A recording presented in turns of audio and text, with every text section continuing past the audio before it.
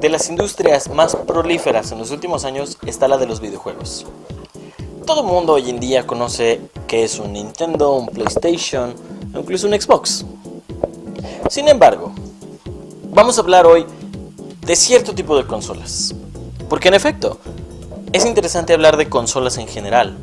Más sin embargo, en mi muy personal opinión, creo que este tipo de consolas es la que más aportes ha dado a la industria y a la tecnología, sobre todo a su progreso. Estoy hablando de las consolas portátiles. Comencemos.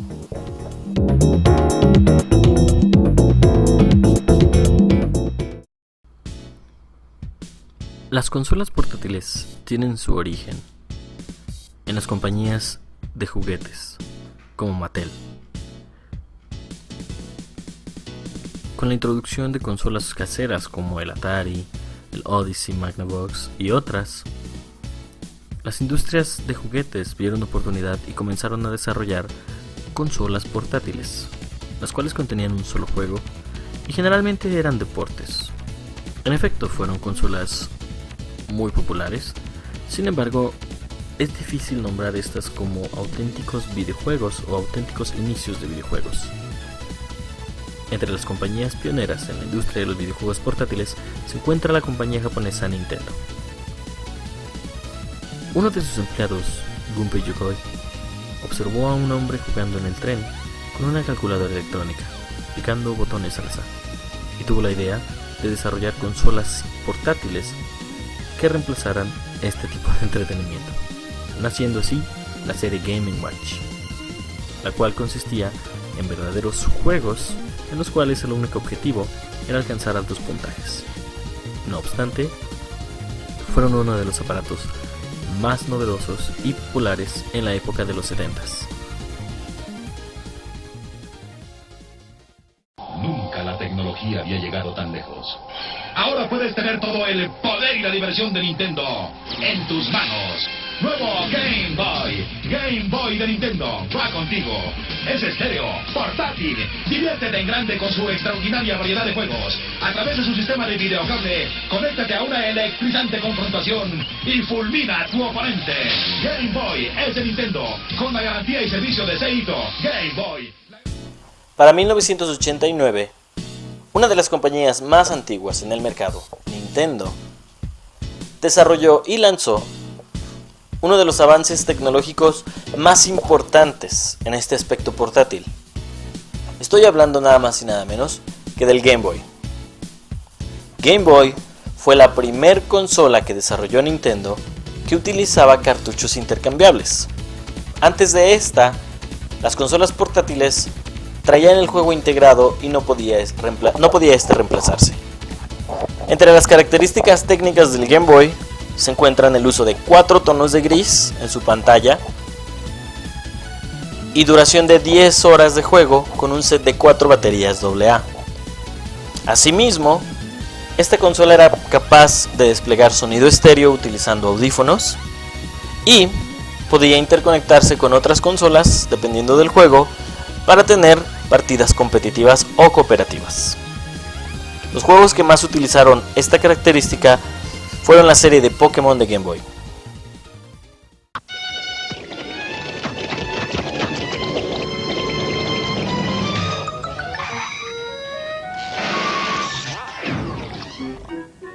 Hey man, get portable. Get a Game Gear Supersonic Sports Pack. A color portable Game Gear, carrying case, and 2 hit games. Sonic 2, and the Majors Pro Baseball. Whoa, even save $50. The Game Gear Supersonic Sports Pack. You know who makes it. Coffee? Tea? Tras el lanzamiento de Game Boy y para el año de 1997, Nintendo lanza este rediseño, denominado Game Boy Pocket, que en honor a su nombre, es una versión miniaturizada del Game Boy normal. Además de su tamaño, Game Boy Pocket despliega gráficos en tonalidades de grises reales en lugar de verdes y utiliza solo 2 baterías AAA con la misma duración de 10 horas. Un año después, en 1998, Nintendo reemplaza Game Boy Pocket y lanza al mercado Game Boy Color. Como su nombre lo dice, Game Boy Color despliega gráficos a color, aunque sigue siendo compatible con todos los juegos de las versiones monocromáticas. A pesar de que Game Boy Color tuvo prácticamente cero competencia, sí hubo dos intentos. Una por parte de Bandai, que fue la WonderSwan Color, la cual carecía de contenido de juegos por parte de otras compañías desarrolladoras, así que no pasó más allá de Japón. Una que sí lo hizo fue SNK con su Neo Geo Pocket. Estas consolas desplegaban gráficos a color, de muy buena calidad, y una de las ventajas es que su control, su palanca, es muy cómoda. Estas dos versiones fueron monocromática y a color. Y a diferencia de otras consolas, Neo Geo Pocket contenía un mini sistema operativo el cual podía retener datos como la hora, una agenda pequeña y algunas notas. Eso la diferenció con Game Boy Color, pero no fue suficiente para destronarlo. Tras el éxito obtenido con Game Boy Pocket y Game Boy Color, Nintendo lanza en 2001 la serie Game Boy Advance. Su primer consola tenía un diseño muy diferente a los anteriores. Sin embargo, llegó a ser igual de exitosa. 2 años después, en el año 2003, se lanza una reedición o una revisión de hardware llamada Game Boy Advance SP. La diferencia es que esta consola tiene un diseño de tipo concha o clamshell, la cual se cierra como una laptop o una cosmetiquera. Técnicamente era una consola idéntica a Game Boy Advance, pero con algunas mejoras, como luz en la pantalla y una batería recargable. Game Boy Advance SP fue aún más exitosa que su antecesor. Finalmente, en el año 2005, y a manera de tributo, se lanza Game Boy Micro. Micro, como su nombre lo dice, es una de las consolas más pequeñas en el mercado. Sigue siendo un Game Boy Advance, pero de un tamaño muy reducido. Esta consola fue más como una salida digna que como una esperada venta masiva de consolas. No obstante, es necesario remarcar que fue popular en lo que cabe. Para el año 2004, Nintendo lanzaría una nueva consola portátil, que se diferenciaría de toda la serie Game Boy Advance, el Nintendo 10. La calcomanía no iba incluida. Nintendo 10 se diferenciaba de sus competidores y del Game Boy Advance por tener dos pantallas. No solo eso, la pantalla inferior es táctil. Se podía interactuar en los videojuegos utilizando esta pantalla. Nintendo 10 tuvo sus propias revisiones de hardware. La que vemos en pantalla es el DS Lite. Técnicamente es la misma consola, excepto que ahora es mucho más pequeña, más delgada y con un diseño mucho más ergonómico. Además de eso, las pantallas tienen más brillo y la batería dura el doble que el antecesor. Esta consola fue bastante popular. Poco después llegó DSi, que ofreció un cambio bastante radical. Para empezar, se eliminó el puerto de Game Boy Advance y se dejó únicamente el de 10. Se incorporaron cámaras, las cuales se utilizaban para tomar fotos e interactuar con algunos videojuegos, y por supuesto el cambio más grande es que DSi contenía una memoria interna, la cual permitía almacenar juegos que descargábamos desde la tienda digital. DSi tuvo su propia revisión, llamada DSi XL, la cual es mucho más grande, con pantallas mejoradas, más brillantes y con la misma capacidad de batería de duración.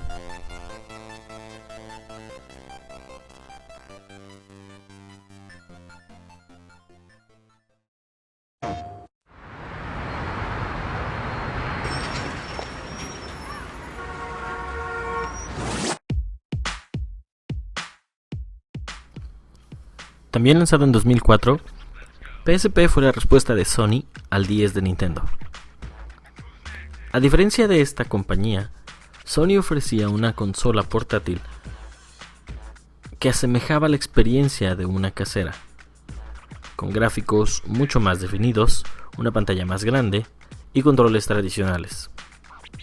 No solo eso, PSP ofrecía diversas funcionalidades como reproducción de música, videos, y hasta la venta de películas en el formato especial UMD para esta consola. Al igual que con las consolas Nintendo, Sony ofreció diversas revisiones de su consola PSP. La primera de ellas, denominada PSP Slim, salió no mucho después que el lanzamiento de la misma. No había gran diferencia excepto un tamaño menor, una batería de mayor duración y por supuesto un diseño mucho más ergonómico y elegante. Algunos años pasaron y Sony hizo una revisión completa del hardware de PSP, con PSP Go, el cual tenía un diseño slide similar a muchos teléfonos de la época, ocultando los controles y mostrando únicamente la pantalla en una posición inicial. Esta consola no fue tan popular debido a que eliminaba el puerto UMD, por lo que muchos propietarios que tenían juegos en versión física no podían hacer uso de los mismos. Tiempo después, ya entrados en generaciones más actuales, se lanzó PSP E1000 o PSP Street, el cual era un diseño mucho más sobrio, pero que también, como Game Boy Micro, fue más como un tributo de despedida que como una consola que fuera a revolucionar la industria.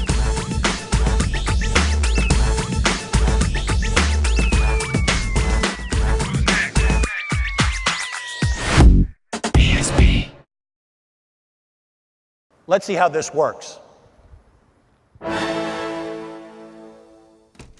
Para 2011, Nintendo apuesta por un nuevo cambio. Nintendo 3DS es la nueva propuesta, que básicamente es un Nintendo 10, pero con la capacidad de desplegar efectos 3D sin recurrir a lentes u otros accesorios. Esto es más como una moda que como una nueva funcionalidad. A pesar de esto, el sistema operativo de Nintendo 3DS es mucho más robusto, con mayores interacciones no solo de internet sino sociales y con el desplegado gráfico más definido que las consolas anteriores. Con un inicio muy escabroso, Nintendo apostó por nuevas revisiones de hardware, entre las que se encuentran 3DS XL, 2DS, New 3DS, New 3DS XL y la más reciente lanzada en 2017, New 2DS XL. Los nombres son confusos, pero las consolas son básicamente lo mismo, con unas funcionalidades menos y unas funcionalidades más.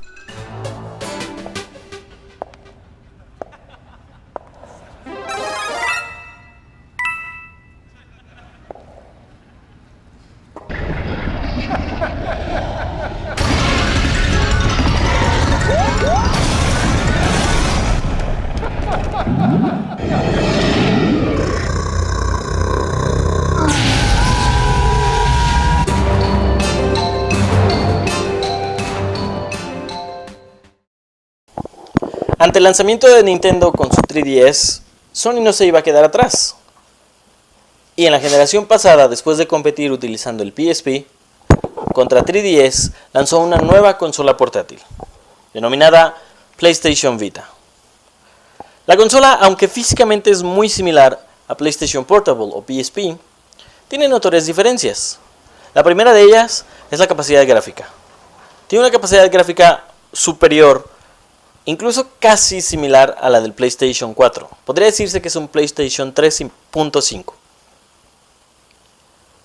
Copiando un poco la característica de las consolas Nintendo, PlayStation Vita tenía una pantalla táctil, no solo frontal, sino una superficie táctil trasera, la cual se utilizaba para interactuar con diferentes juegos.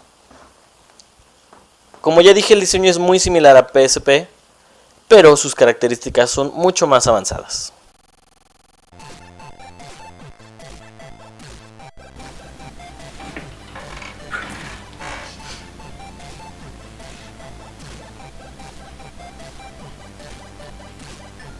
El último paso en consolas portátiles ha sido dado por Nintendo, el cual, en 2017, lanzó al mercado el Nintendo Switch.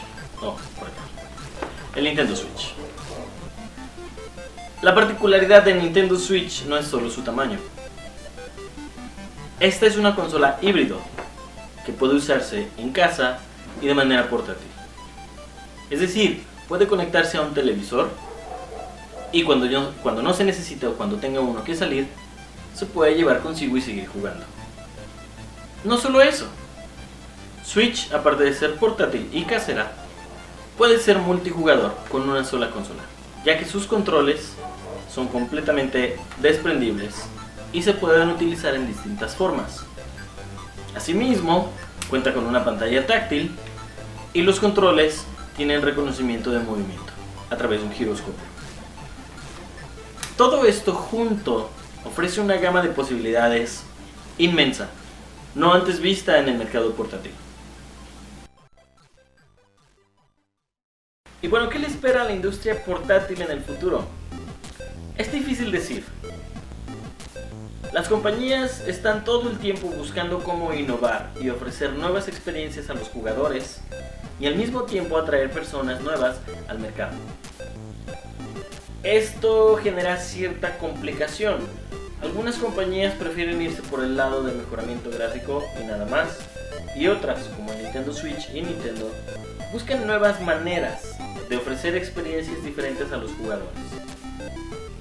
Por el momento, todo es un panorama muy amplio. No existe una tendencia obvia o clara de hacia dónde nos dirigimos en el mercado portátil. Las compañías móviles han jugado un cierto papel para orientar a la industria de los videojuegos a este tipo de entretenimiento. Sin embargo, incluso hoy en día existe una clara diferencia entre jugadores móviles y jugadores de consolas portátiles. Posiblemente en el futuro ambas industrias se integren en una sola y ofrezcan experiencias tanto inmersivas como casuales, pero es difícil decirlo.